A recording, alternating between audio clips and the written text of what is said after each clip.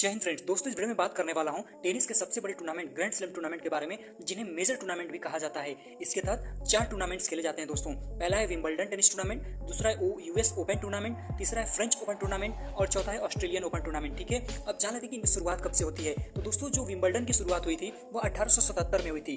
कब हुई थी? 1877 ईस्वी में हुई थी। इसके बाद जो यूएस ओपन है दोस्तों, यूएस ओपन की शुरुआत हुई थी इसके ठीक 4 साल बाद 1881 में। कितने में? 1881 में। इसके बाद शुरुआत हुई थी फ्रेंच ओपन की। फ्रेंच ओपन की शुरुआत हुई थी 1881 के ठीक 10 साल बाद 1891 में।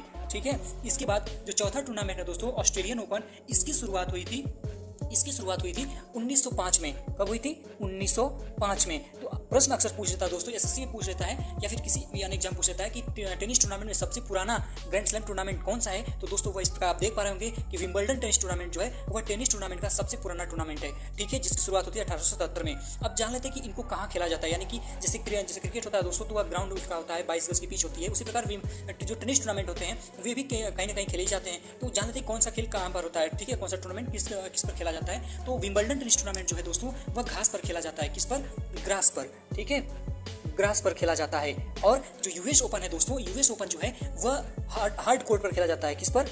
हार्ड कोर्ट कहते हैं दोस्तों। ठीक है, और जो दोस्तों फ्रेंच ओपन होता है वह लाल मिट्टी पर खेला जाता है। लाल मिट्टी का एक मैदान होता है छोटा सा, उस पर खेला जाता है, यानी कि रेड क्ले। ठीक है, रेड क्ले बोलते हैं इसको। और ऑस्ट्रेलियन ओपन दोस्तों यह हार्ड कोर्ट पर खेला जाता है। इस पर हार्ड कोर्ट पर खेला जाता है। कौन?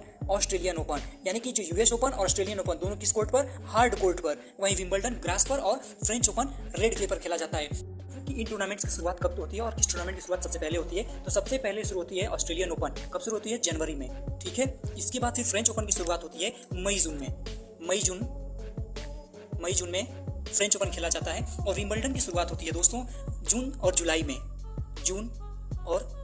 में। इसके बाद जो यूएस ओपन होता है दोस्तों वह अगस्त और सितंबर में खेला जाता है। कब खेला जाता है?